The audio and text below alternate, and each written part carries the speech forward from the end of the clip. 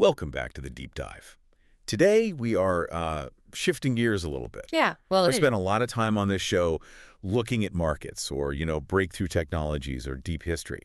But today, we're looking at something arguably more complex, oh, definitely more complex. more volatile, and, let's be honest, definitely more frustrating. Human beings. Human beings. Yeah. Specifically, the friction that happens when you try to get a group of them to actually do something together. Without killing each other, preferably. Yes, that's the goal. It is, it's the hardest engineering problem there is. It really is. You can debug code, you can balance a ledger, Right. but you cannot simply patch a human being who is having a bad day or, whose motivations you don't understand. We are tackling a subject that I think haunts pretty much everyone at some point in their career. It's that transition from maker to manager. And I don't just mean getting the title or the pay bump. I mean that psychological chasm you have to cross when you stop being the person who writes the code or designs the slide deck or closes the sale. Right, the person who does the thing. Yes. Yeah. And you become the person responsible for the people who do those things. And that shift is where so many brilliant careers just stall out. You see it constantly. High performers, people who are just incredible individual contributors, they get promoted because they are so good at the thing. Of course. That's how it works. And then suddenly they are drowning. They are absolutely drowning. And they don't know why their old toolkit, the one that made them successful for 10 years, suddenly isn't working anymore. It's the classic Peter principle in action, isn't it? Yeah. You rise to the level of your own incompetence. Exactly. But the source material we were diving into today, and it's this really comprehensive stack of insights on growing your team and resilient management, it argues that the reason they're drowning isn't because they're incompetent. Oh, that's an interesting take. It's because they're trying to solve human problems with logic problems. They're looking for a syntax error in the team dynamic, but the problem is actually an emotional context error. It's a totally different operating system. So we have a massive amount of ground to cover today. We're going to break down what the literature calls the storming phase of team development. Yes. Why it feels like everything is falling apart just when it should be coming together. And then we're going to look at these 4 distinct hats of leadership. And I'll give a little spoiler alert on the hats. Go on. You were probably wearing the wrong one about 90% of the time. 90%. Wow. Okay. And then, and this is the part I'm really excited about, we're going to walk through a literal mathematical equation for giving feedback. A formula. It's an actual formula. A formula designed to let you tell someone they messed up without triggering that fight or flight response in their brain. That equation alone is, it's worth the price of admission. It changes everything about how you handle difficult conversations. So the mission for this deep dive, really, is to hand you a toolkit. Because whether you're a manager, a peer, or you're just working on a high-stakes project, these tools are basically the antidote to miscommunication and, frankly, burnout. Yeah, your own and your team's. Exactly. But before we get to the conflict resolution and the formulas, we have to start at the beginning. We have to build the foundation. Right, and the source makes a really strong and I think somewhat counterintuitive point right off the bat. It says that you cannot effectively manage a team or even exist happily within one if you don't understand your own user manual. The user manual. I love this concept. It sounds a bit like, self-help, know thyself stuff. It does, a little bit. But in a management context, it feels much more like a survival mechanism. It absolutely is. The source uses this fantastic metaphor to frame it, the bicep versus the brain. Okay, I'm intrigued. Let's unpack that. Bicep versus brain. So think about when you're a maker, an individual contributor. Your bicep is your craft. It's the thing you do. The skill. If you're a coder, your bicep is Python or Java. If you're a writer, it's your prose. You flex that muscle, you do the work, you see the result immediately. Right. I write the paragraph exists, there it is, instant gratification. Exactly. You get that little dopamine hit. I made a thing. It feels productive. It is productive. But when you become a manager or a team lead, or really anyone whose job depends on others, you have to stop flexing that bicep. Your job is now to build other people's biceps. And that is such a hard pivot. It's excruciating. It really is. Because you don't get that dopamine hit anymore. You can work a full 10-hour day, you sit in meetings, you unblock people, you answer emails, and at 5:00 p.m. you look at your screen and think, what did I actually do today? You feel unproductive, like you just move things around. You feel useless. And that is where the storm begins. The source talks about Tuckman's stages of group development. I think most people have heard of them. Forming, storming, norming, performing. Exactly. And everyone loves performing. That's the fun part. That's the montage in the movie where the team is clicking, everything's working. Everyone's in flow state. Yes. But to get there, you have to survive storming. And storming isn't just people yelling at each other in a conference room, right? No, not at all. It's much more subtle than that. It's confusion, it's friction, it's all these unspoken expectations bumping into each other. Okay. It's you, as the new manager, trying to flex your old bicep jumping in to write the code for them because it's faster, and them getting annoyed because you're micromanaging them. That's the storm. So the argument is that to navigate this storm, you have to be incredibly explicit about how you operate. You need to literally give your team your user manual so they aren't left guessing. Precisely. If you don't articulate your default settings, your team is going to spend, I don't know, half their energy trying to decode you instead of doing their actual work. I could see that. Why is she so silent in meetings? Is she mad at me? Why does he send emails at 2 in the morning? Does he expect me to reply right then? All that cognitive overhead just disappears if you're explicit up front. So let's get tactical, because this can feel a bit abstract. The source suggests a very specific way to start this decoding process, both for them and for you. It starts with an icebreaker. And look, I have to be honest, I hate icebreakers. Oh, everyone does. Tell me 2 truths and a lie. Just makes me want to crawl under the table and just, cease to exist. You and every other sane professional, it feels so performative. It feels like forced fun. It is forced fun. But the source suggests a specific question for new teams that actually yields strategic data. It's not just fluff. Okay. The question is, what is your favorite way to treat yourself? What is your favorite way to treat yourself? Okay. Yeah. Convince me. Why is that specific question better than, say, what's your favorite movie? Or what's your spirit animal? It seems like fluff, right? It sounds like the same kind of thing. But think about the actual data you get from the answer. Let's say you ask your 3 direct reports this question. Okay. One person says, oh, I love to go for a long, quiet run in the woods by myself. Another says, definitely a margarita and a loud, fun dinner with all my friends. Right. And the third says, you know what? I really just want to buy that new gaming console I've been saving up for. Okay, so now I know their hobbies. That's nice. No, it's so much more than that. You know their currency. You are building a rewards menu. A rewards menu. I see where you're going with this. Because here's the reality of management. 6 months from now, things are going to get incredibly hard. There's going to be a deadline. Someone on your team is going to pull an all-nighter to save a lunch. Inevitable. And you are going to need to thank them, not just with a word, but with a gesture. And a generic thank you card or a $50 Amazon gift card isn't going to cut it. Even worse, a generic reward might completely backfire. If you buy the long run in the woods, person who clearly values solitude and peace, a gift card to a loud, chaotic arcade. You've completely missed the mark. You have failed. It's a wasted gesture. It's actually worse than wasted, isn't it? It shows you don't actually know them or listen to them. Precisely. The source calls this gratitude ammo. Gratitude ammo. I like that. You are stockpiling the specific personal information you need to make people feel seen when it matters most. So it turns what feels like small talk into strategic data collection. That's a great way to put it. It helps you see them as a whole person, not just a productivity unit. And that builds relational capital, which, believe me, you are going to need to draw on when the storm hits. So that's the first part of the user manual, knowing them. But the deeper work in this section is about knowing yourself. Specifically, a concept the source calls optimization. This is, for me, one of the most valuable takeaways from the entire text.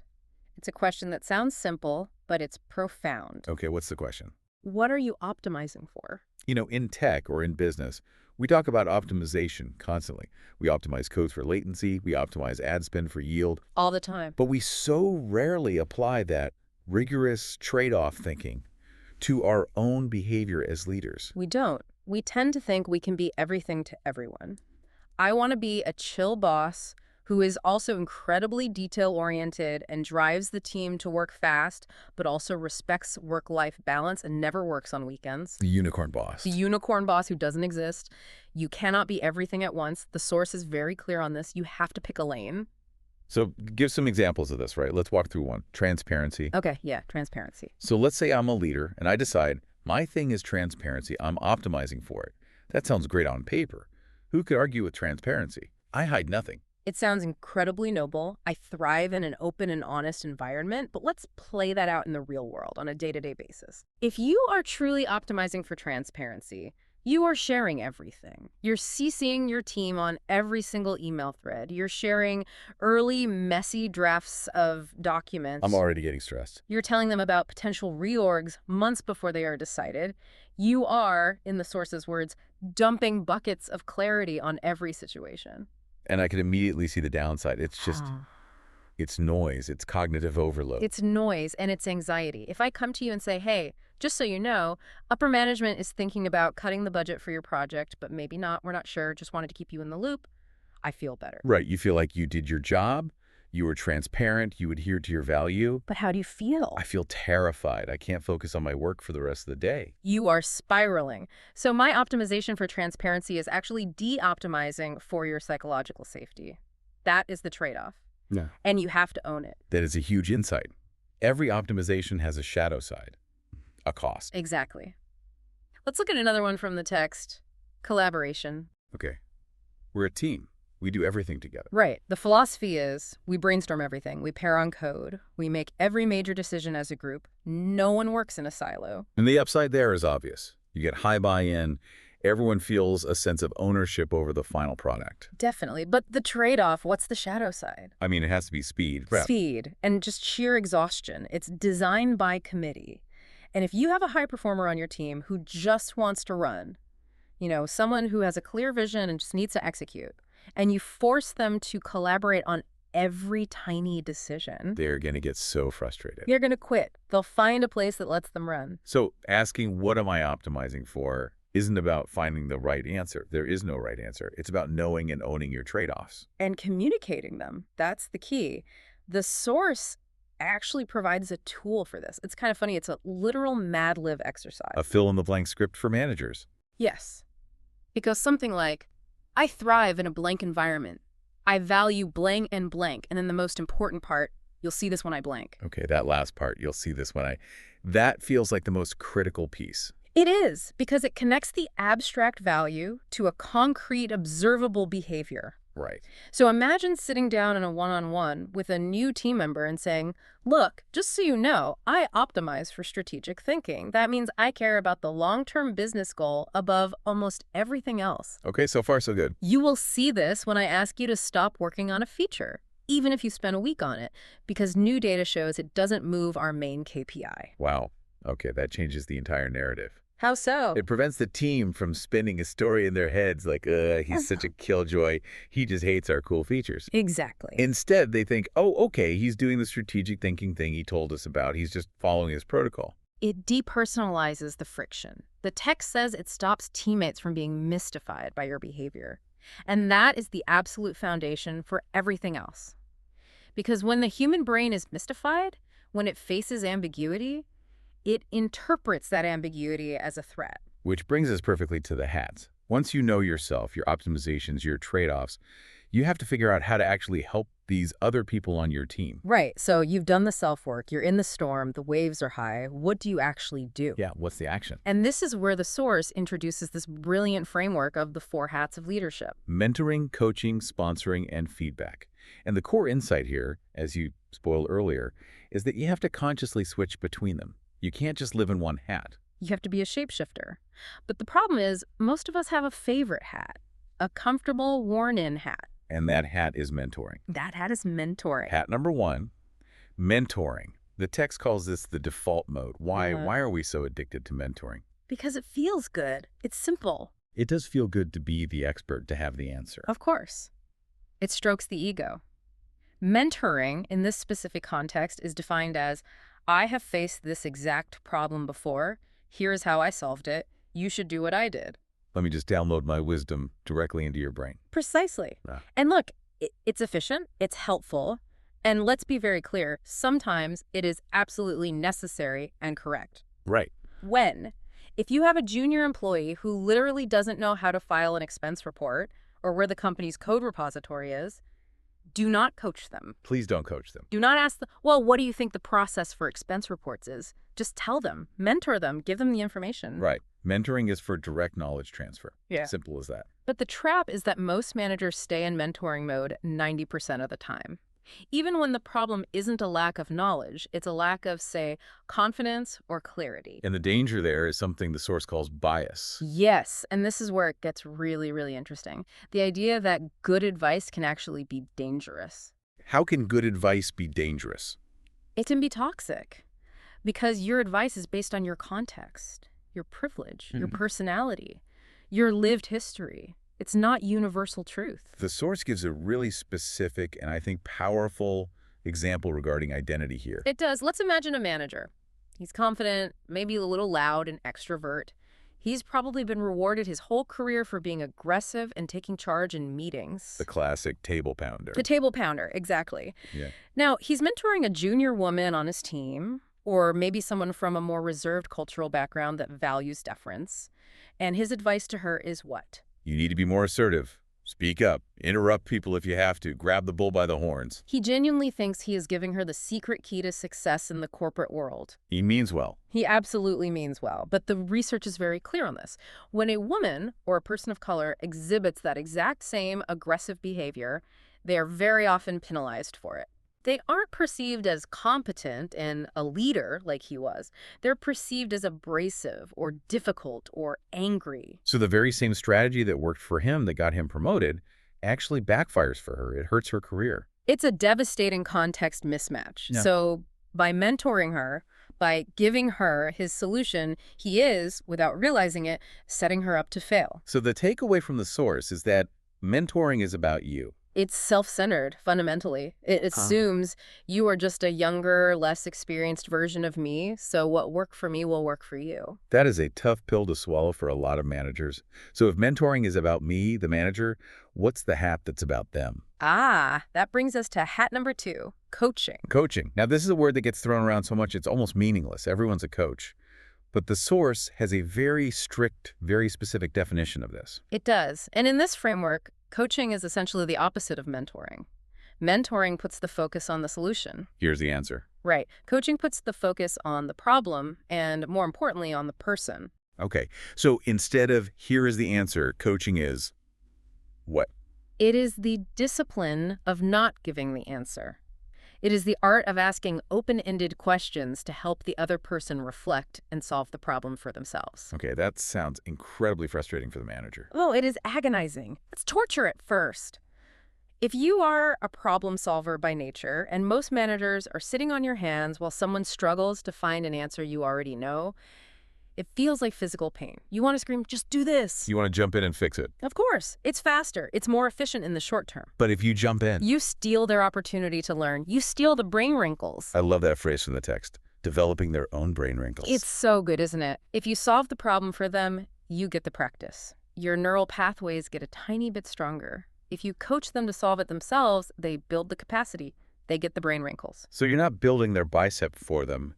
You're teaching them how to lift the weights. That's the perfect analogy. So how do we do it? Let's get tactical again. The source gives some very specific rules for coaching questions, specifically the what rule. Yes, this is a tactical gem. It's so simple and so effective. When you are putting on your coaching hat, try to start every single question with the word what. And just as importantly, avoid the word why. Wait, avoid why. Why seems like the ultimate investigative question. Why did you do that? Why is this broken? That's how we find the root cause. It seems like it, but try to hear it from the receiver's perspective.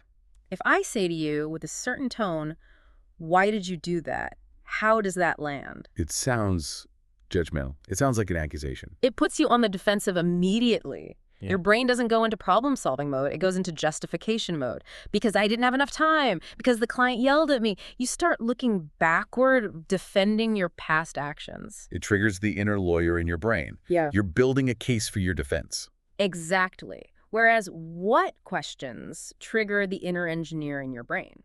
They're forward-looking and objective. What was the biggest obstacle? What are we trying to solve for here? What is the most important outcome for us right now?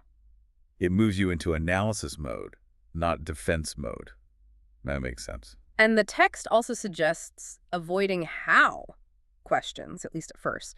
A question like, how are you going to fix this, tends to rush people into fix-it mode before they've even fully understood the problem they're facing. So you stay in what to diagnose, then maybe move to how to solve. Exactly. Give me an example of swapping a bad closed question for a good what question. Okay, here's a classic one. A team member is struggling with their career path.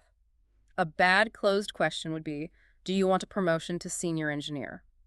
It's a yes-no question. Great. It forces a binary choice. A good coaching question would be, what does success look like to you in the next 2 years? Ooh, that opens a huge door, doesn't it? Yeah. Maybe success for them isn't that promotion. Maybe it's work-life balance or learning a new skill. Maybe. But you'll never know if you don't ask the open question. Another one. Instead of, why are you stuck on this project? What is accusatory? You ask, what's holding you back?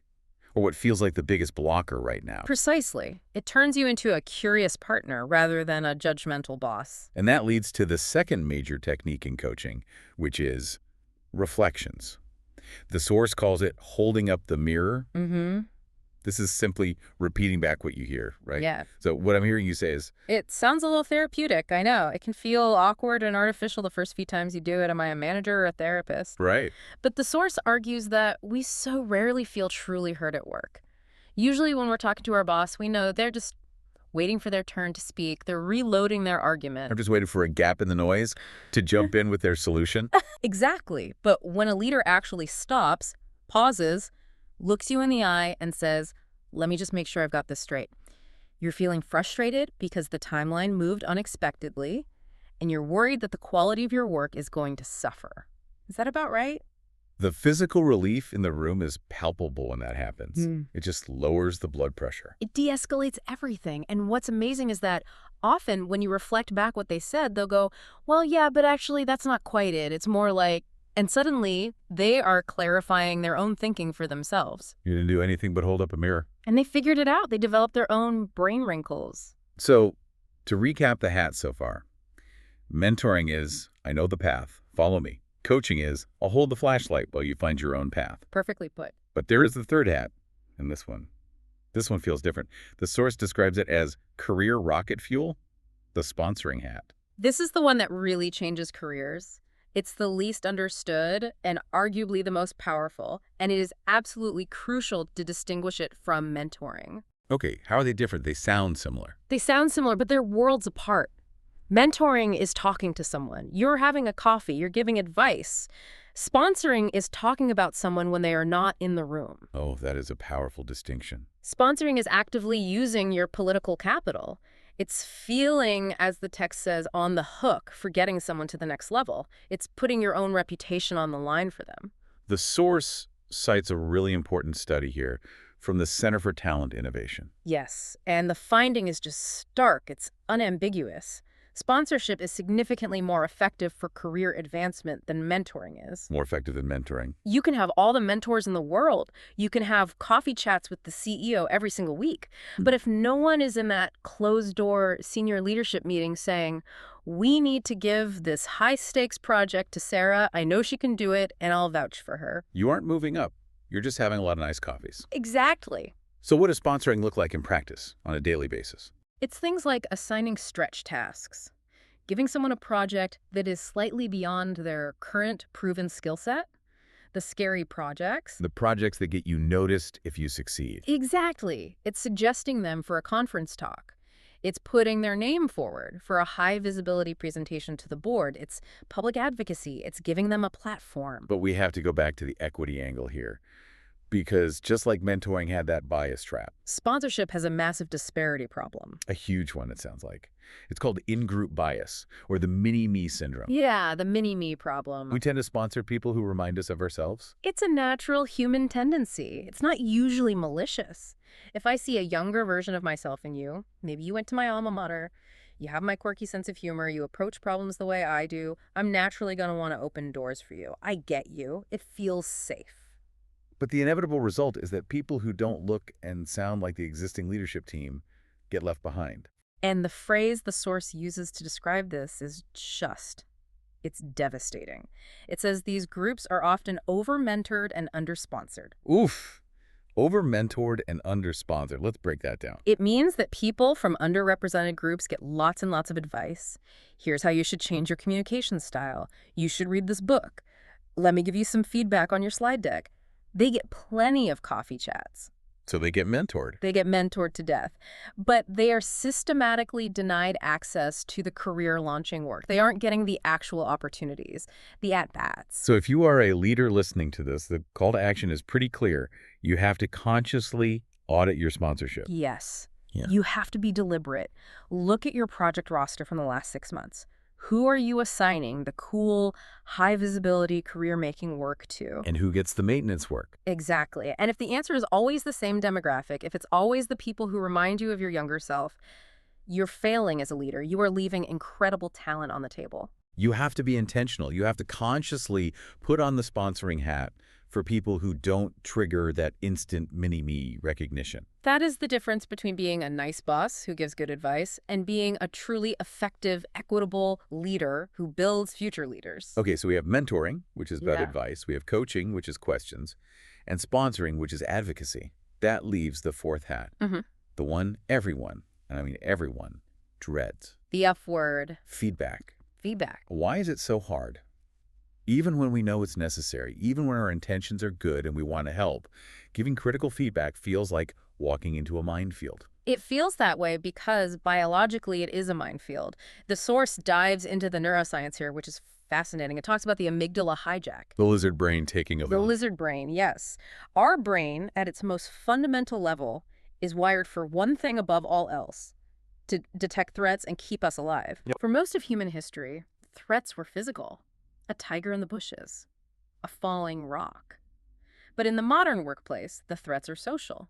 A threat to our status, to our competence, to our sense of belonging in the group. So when my boss says to me, hey, can I give you some feedback? My brain doesn't hear that. My brain hears, you are about to be kicked out of the tribe and you will starve to death on the savannah. Essentially, yes. A bit dramatic, but that's the circuit it triggers. The amygdala lights up, adrenaline and cortisol spike. And crucially, this is the most important part, the prefrontal cortex, the part of your brain that handles logic, reason, and language processing, effectively shuts down. So you literally cannot process the information being given to you. You can't. You are in fight, flight, or freeze mode. You might be staring at your boss, nodding your head, but you aren't hearing a word they're saying. You're just planning your escape or formulating your counterattack. So the entire goal of this feedback equation that the source provides is to lower the threat level, Exactly. to make the feedback hearable. It's a formula designed to bypass the amygdala hijack and keep that logical prefrontal cortex online and engaged. Okay, let's walk through the equation. It's 3 parts. Part 1 is observation. Observation. This sounds so simple, but it is where 99% of feedback fails, right at the first step. An observation must be a verifiable fact, a camera check fact, something a camera could record. Okay, give me the difference between a fact and a non-fact in this context. A non-facted judgment is, you were rude in that client meeting. That feels like a fact to me if I was the one who felt you were rude. I know, it feels true. But it's not a fact, it's an interpretation. It's a story you were telling yourself about my behavior. If you lead with, you were rude, I immediately get defensive and argue. I wasn't rude, I was just being direct, I was passionate. And now you're arguing about adjectives. The conversation is already derailed. We're debating your judgment of me. We're not talking about the behavior at all. Okay, so what is the factual observation version of that? I noticed that in the client meeting, you interrupted the client 3 times while she was in the middle of speaking. That is undeniable. You can go back to the tape, you can count the interruptions. 1, 2, 3. Exactly. You can't argue with it. It's data. It's not, you are a bad person, which is a judgment. It's, this specific event occurred, which is a fact. Okay. So you start with a camera check fact. That's part 1. Part 2 is impact.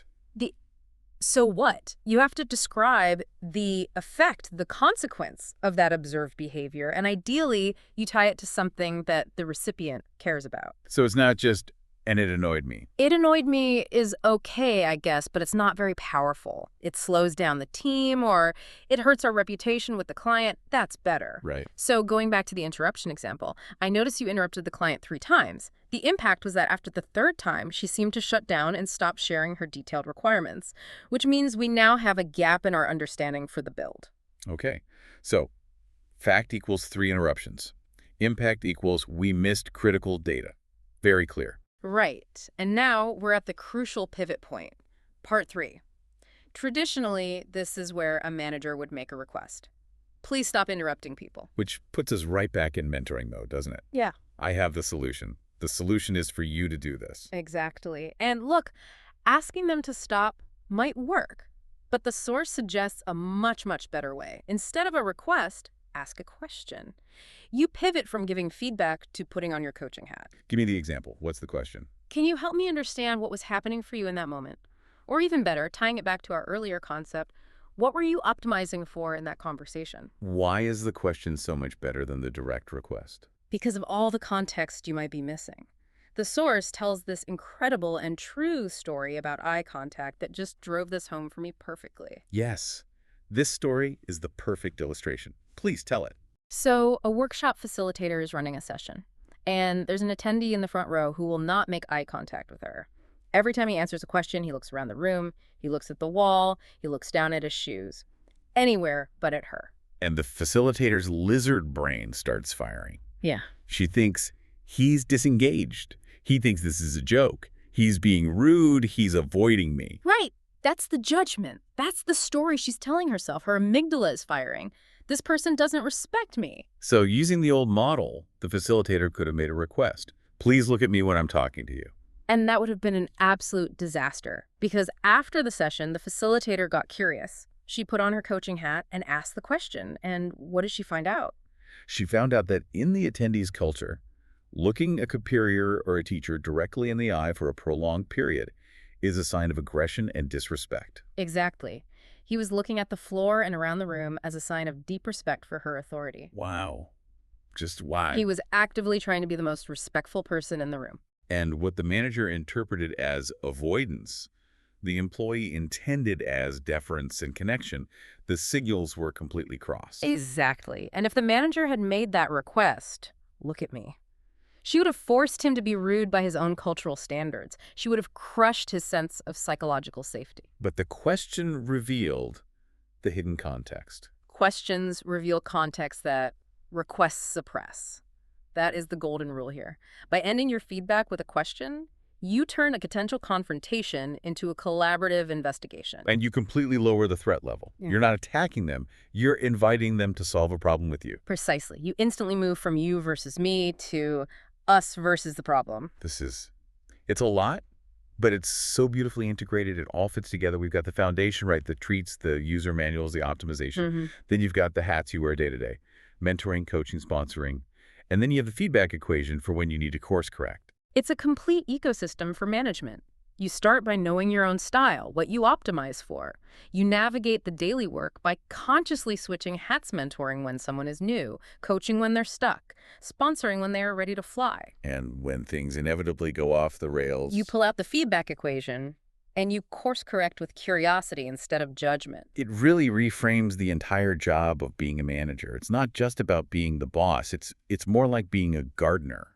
You're Yeah. cultivating an ecosystem. That is the only metaphor that really holds up in the long run. You can't force a plant to grow. You can't stand over a flower and yell at it to bloom faster. Right. You can only create the conditions, the right soil, the right amount of light, the right amount of water, where growth becomes inevitable. That is what these tools are designed to do. And I want to emphasize the growth mindset aspect of this, because we've talked a lot about fixing problems, negative feedback, the storming phase. But this isn't just about fixing broken things. No, absolutely not. That's a critical point. Sponsoring specifically has nothing to do with fixing problems. It's about pushing your highest performers to the next level. And even the feedback equation. You should use that for positive feedback, too. Yes. So few people do this. Imagine saying, observation. I noticed in the presentation you used that new data visualization, impact.